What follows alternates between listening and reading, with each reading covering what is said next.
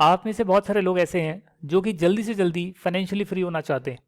Financial freedom का मतलब ये होता है कि आपके पास इतने पैसे आ जाते हैं, जिन पैसों से आने वाली इनकम, जो आपकी इन्वेस्टमेंट है उससे आने वाली इनकम आपके खर्चों से ज़्यादा होती है। यानी कि इस मोमेंट पर अगर आप कमाना छोड़ देते हैं और जो आपके दिल में है उसको करते हैं, तो भी आप कर सकते हैं और बिना किसी टेंशन को लिए। पर्सनल फाइनेंस एक ऐसा टॉपिक है जिसको जो लोग समझते हैं वो लोग जल्दी फाइनेंशियली फ्री हो सकते हैं। अगर आप भी फाइनेंशियली फ्री होना चाहते हैं तो आपको कुछ चीज़ें जाननी पड़ेगी। जैसे कि हम क्या चीज़ें ना करें, क्या ब्लंडर्स ना करें जो बहुत सारे लोगों ने करे और जो पैसा उनके पास था वो उन्होंने गवा दिया। हम ऐसा क्या करें कि हम बहुत सारे पैसे कमा पाएँ। हमने जो पैसे कमा लिए हैं उसको हम कहाँ पर इन्वेस्ट करें कि हम ज़्यादा से ज़्यादा रिटर्न कमा पाएँ और बहुत ही कम रिस्क लेकर हम उस रिटर्न को कमा पाएँ। तो ये सारी चीज़ें आप जानना चाहते होंगे। अगर आप एक स्टूडेंट हैं या स्टूडेंट की लाइफ को क्रॉस कर चुके हैं और अभी आप स्टार्ट कर चुके हैं अपना करियर, कहीं पर पैसा कमाना शुरू कर चुके हैं, तो ये लेसन्स आपकी मदद करेंगे। आज के वीडियो में मैं आपको कुछ कहानियाँ सुनाना चाहता हूँ जो कि सारी की सारी रियल स्टोरीज हैं और उससे मुझे तो बहुत सारे लेसन मिले हैं, आपको भी मिलेंगे और हो सकता है कि आप भी कहीं ना कहीं पैसे गंवाने वाले हों और ये वीडियो देखकर आप कहें भाई थैंक गॉड मैं बहुत सारे पैसे गंवाने से बच गया हूँ। चलिए एक बात करते हैं अपनी रीसेंट केस से। जब मैं डीएलएफ साइबर हब में एक बैंक में नौकरी कर रहा था, तो अपने खाली टाइम में जो लंच टाइम होता है या इवनिंग का टाइम होता है उसमें मैं नीचे टहलने आया और वहाँ पर जो स्टोर पर काम करने वाला लड़का था उससे मेरी बातचीत हुई। उसने पता नहीं क्या सोचा, उसके मन में क्या आई कि मैं जब उसके प्रोडक्ट्स देख रहा था तो अचानक उसने बात छेड़ दी और उसने कहा कि देखो हमारे पास बहुत सारा पैसा था पर वो सब हमने गवा दिया। तो मैंने उनसे पूछा कि ऐसा क्या हो गया, क्या आपके बहुत सारे पैसों का लॉस हो गया। तब उस लड़के ने मुझे बोला कि मेरे फादर ने एक कमेटी डाली हुई थी और उस कमेटी के वो कैशियर थे। कमेटी का पर्पस ये था कि हर महीने उस कमेटी के सभी मेंबर्स कुछ कुछ पैसा डालेंगे और वो पैसा किसी एक व्यक्ति को मिल जाएगा।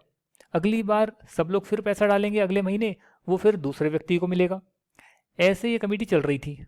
जब कोविड आया, कोरोना वायरस आया, तो जिन लोगों ने पैसा लिया हुआ था, जिनको इकट्ठा पैसा मिल गया था, उन्होंने देने से मना कर दिया और कहा कि भाई जो मर्जी कर लो, हमारे फाइनेंशियल लॉसेज हो गए, हम पैसा नहीं दे सकते।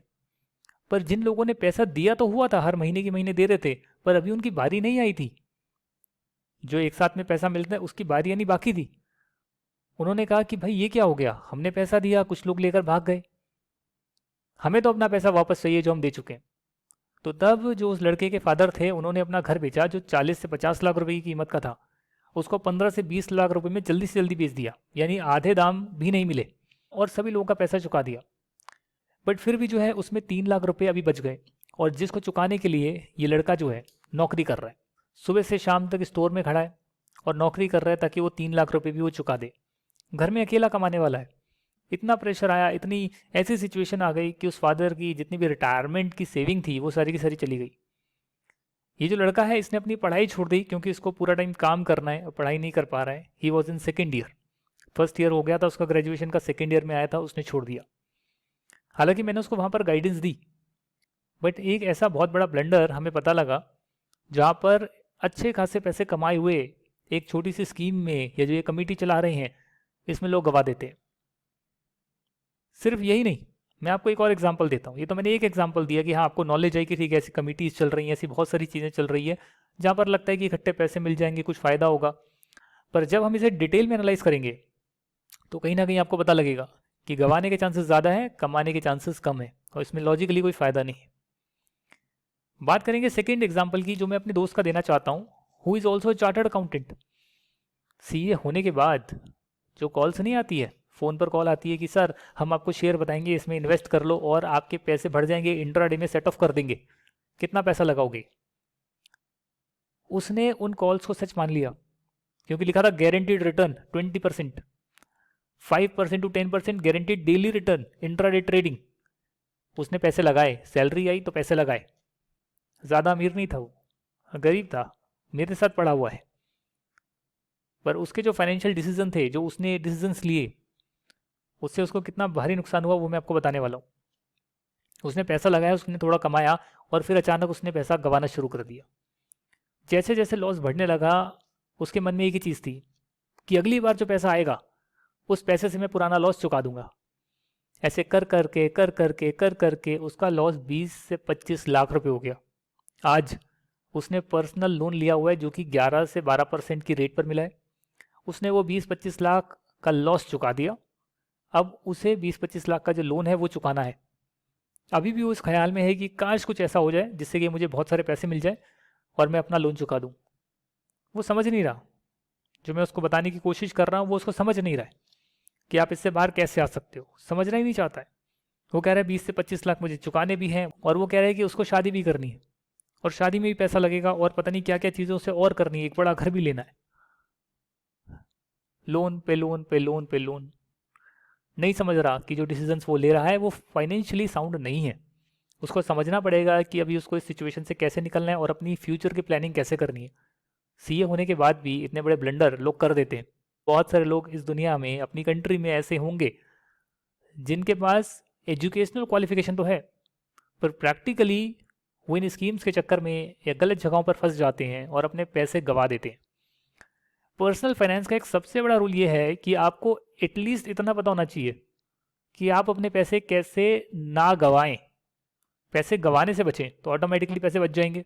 और दूसरा हिस्सा इसका है कि पैसे ज़्यादा कैसे कमाएं और फिर उन पैसों को इन्वेस्ट कैसे करें और उससे रिटर्न कैसे कमाएं।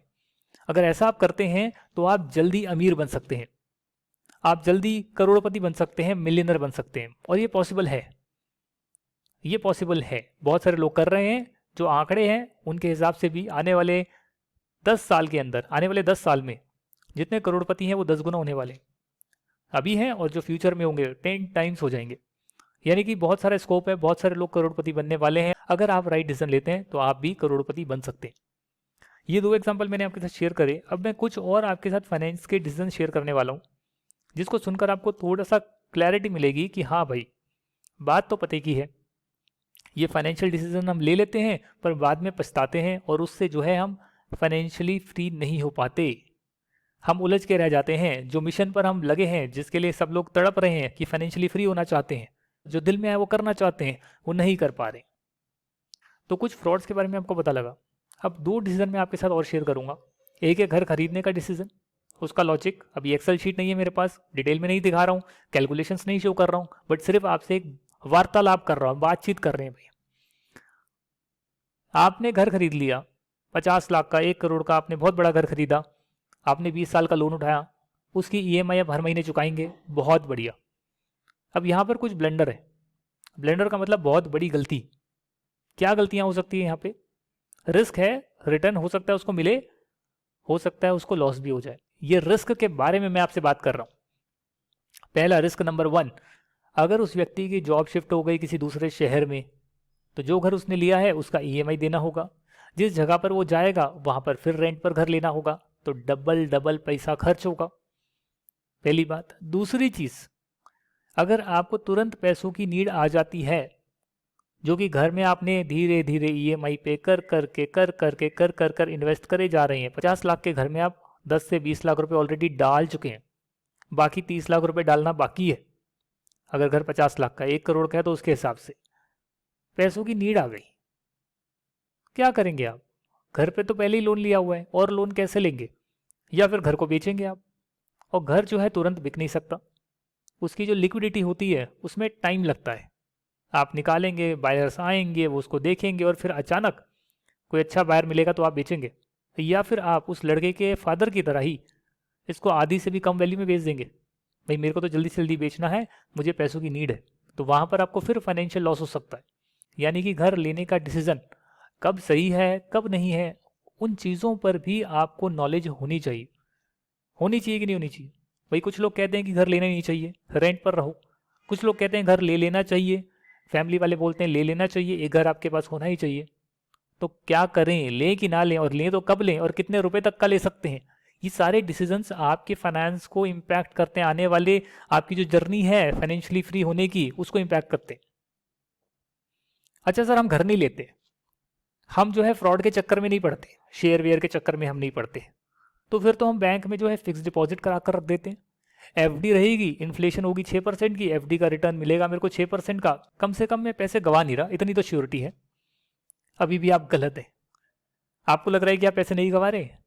हाँ जी, ऐसा लग रहा है। एग्जाम्पल लेते हैं, कई कई सारी ऐसी इकोनॉमीज़ हैं जहाँ पर कि वो हाइपर इन्फ्लेशनरी इकोनॉमी बन गई। हाइपर इन्फ्लेशनरी इकोनॉमी का मतलब होता है, कुछ चार्ट्स आपकी स्क्रीन पर आ रहे हैं, आप देख सकते हैं कि जो आज एक चीज़ 100 रुपये की है, अगले साल वही चीज़ 200 रुपये की हो गई। तो इसको बोलते हैं हाइपर इन्फ्लेशनरी इकोनॉमी। अचानक से प्राइसेस डबल हो गए। इसका ये मतलब है कि अगर आपके बैंक में 1 करोड़ रुपए हैं और आपने कहा कि भाई मेरे को तो कोई दिक्कत नहीं है, मैं कहीं पे इन्वेस्ट नहीं करूंगा, कोई रिस्क नहीं, बैंक में रखूंगा, एफडी का इंटरेस्ट मिलेगा और कम से कम मेरे पैसे सिक्योर रहेंगे।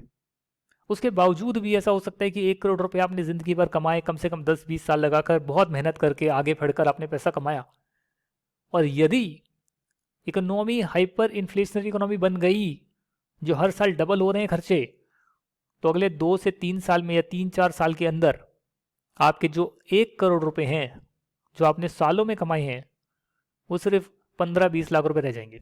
और उस टाइम पर 15-20 लाख रुपए की कोई वैल्यू नहीं होगी जो आज के टाइम पर है। यानी कि जो पैसे सिक्योर्ड मान रहे थे आप, वो सारे के सारे भी आपके लगभग जीरो हो गए। ऐसा भी हो सकता है, कई जगह तो ऐसा भी है 90% तक पैसों का लॉस हुआ, ऐसी भी कुछ इकोनॉमी है। 1 करोड़ की वैल्यू रह गई 10 लाख रुपए, यानी सब खत्म। इतना इन्फ्लेशन बढ़ गया कि 1 करोड़ में आप सिर्फ 10 लाख का सामान ही खरीद सकते हैं। वो पैसे की वैल्यू गिर गई। बिकॉज मनी क्या है? मनी एक डिजिटल करेंसी है, पैसा है, बस बैंक में एक नंबर दिख रहा है, उससे आप कुछ सामान बाय कर सकते हैं। अगर वो सारा सामान महंगा हो गया तो फिर आप कम सामान बाय कर सकते हैं, आपकी परचेजिंग पावर कम हो गई, उस पैसे की वैल्यू गिर गई। समझे आप? ऐसा भी सिचुएशन हो सकती है। रिस्क है, होता नहीं है, बट कई जगहों पर हुआ है, कुछ इकोनॉमीज में हुआ है। तो ये कह देना कि सारे पैसे बैंक में रखो, ये भी गलत हो जाएगा आपका डिसीजन। भले ही आप एफडी में रख रहे हैं और आप सोच रहे हैं कि भैया अब तो मैं सिक्योर्ड हूँ, कम से कम इन्फ्लेशन मेरी कवर हो रही है, तो भी आपको रिस्क है। तो इसका मतलब हमें ये समझना पड़ेगा कि पैसे को बचाएं कैसे, फ्रॉड से कैसे बचें, और पैसे को इन्वेस्ट कहाँ कहाँ पर करें, और पैसा ज़्यादा कैसे कमाएं। अगर ये चीज़ें क्लियर हो जाती है आपकी, ये फंडामेंटल्स क्लियर हो जाते हैं जो लाइफ के कई क्रूशियल डिसीजन हैं, अगर आप फाइनेंस पॉइंट ऑफ व्यू से, personal finance point of view से ठीक ठाक लेते हैं, तो आप जल्दी फाइनेंशियली फ्री हो सकते हैं। मैंने बहुत सारे डिसीजन अपनी लाइफ में फाइनेंस को देख कर लिए, ना कि अपनी इच्छाओं को देख कर लिए, और जिस वजह से आज मैं उस पर्टिकुलर पोजीशन पर हूँ जहाँ पर जो चाहूँ मैं वो कर सकता हूँ। इसका मतलब ये बिल्कुल भी नहीं है कि चलिए भैया मैं एक जो है 10 करोड़ का घर ले लेता हूँ, एक रोल्स रॉयस की गाड़ी ले लेता हूँ, और उसके बाद मैं कहता हूँ वही देखो मेरी क्या आलीशान लाइफ है। भाई अगर आपके पास 100 करोड़ रुपए भी होंगे ना, खर्च करने के लिए सिर्फ 24 घंटे लगते हैं। 100 करोड़ रुपए भी आप खर्च कर सकते हैं, उसकी कोई लिमिट नहीं है। तो आपको ये समझना पड़ेगा कि जो आपका लाइफ स्टाइल है वो आपका वैसे ही मेंटेन रहे जैसा आपका करंट है। और अगर आप पैसे ना कमाएं तो भी आपके खर्चों के लिए आपकी इन्वेस्टमेंट से पैसा आना शुरू हो जाए, वो स्टेज जो होती है वो फाइनेंशियल फ्रीडम की स्टेज होती है। It is not necessarily that it will be a luxury state जिसमें आप बहुत अमीर बन जाएंगे, बट येस डेफिनेटली करोड़पति तो बनेंगे, इतना तो पैसा होगा तभी आपके खर्चे निकलेंगे। बट ये नहीं है कि आप मल्टी मिलियनर बन जाएंगे।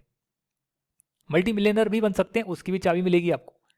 मल्टी मिलियनर कैसे बने, करोड़पति अरबपति कैसे बने, उसके जो सीक्रेट्स हैं जो आपने बहुत सारी किताबों में पढ़े होंगे, rich dad poor dad, think and grow rich, the secret है, पावर ऑफ सबकॉन्शियस माइंड, और बहुत सारी अन्य बुक्स हैं, बहुत सारे अन्य सोर्सेज हैं जहाँ पर ये बताया गया है कि आप करोड़पति कैसे बन सकते हैं। उन सबके सीक्रेट मैं आपके साथ शेयर करूंगा, क्योंकि वो किताबें मैंने पढ़ी है, उसकी नॉलेज मेरे को है, वो मैंने प्रैक्टिकली इंप्लीमेंट भी काफ़ी हद तक करी है।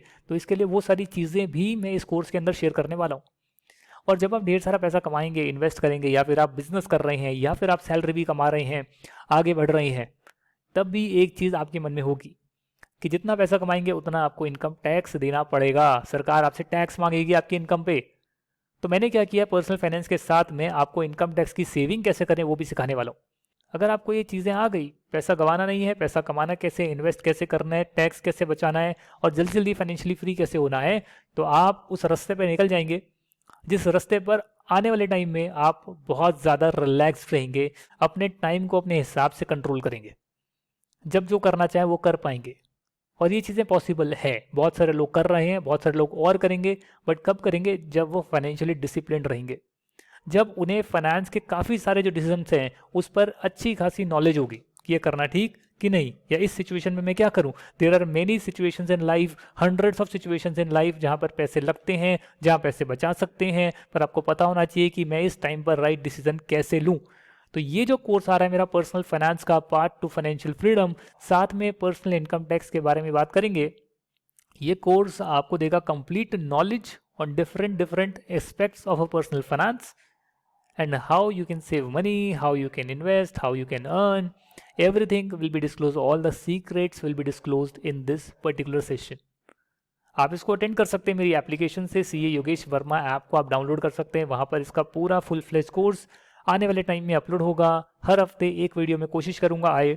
इसमें कोई सेट ऑफ पैरामीटर नहीं है कि आप बोलेंगे कि ये 2 महीने या 3 महीने में ख़त्म हो जाएगा या इसके 5 या 6 वीडियोज़ आएंगे। I don't know, but yes आने वाले 1-2 महीनों में I will try to cover everything. But later on उसके बाद जो है जितनी चीज़ें मेरे को, जितने एग्जांपल्स मुझे पता लगेंगे, वो अलग अलग डिसीजंस पर हम बातचीत करेंगे, लाइव एग्जांपल्स पर डिस्कशन करेंगे कि यहाँ पर किसी ने पर्सनल वेल्थ को खोया, यहाँ पर किसी ने वेल्थ को कमाया, तो खोया तो क्या गलतियाँ थी और कमाया तो क्या ट्रिक थी, वो सब समझना पड़ेगा। और उस पर हम चर्चाएं करना शुरू कर देंगे जब आपका एक बेसिक लेवल अंडरस्टैंडिंग आपका डेवलप हो जाएगा। शेयर मार्केट की बात करोगे, एक लेवल की बात करेंगे, टाइम टू टाइम होगी, पर पहले फंडामेंटल्स स्ट्रॉन्ग करने होंगे।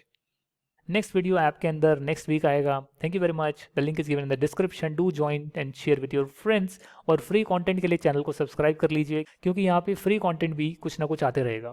सो see you in the next video then. Tata and bye bye.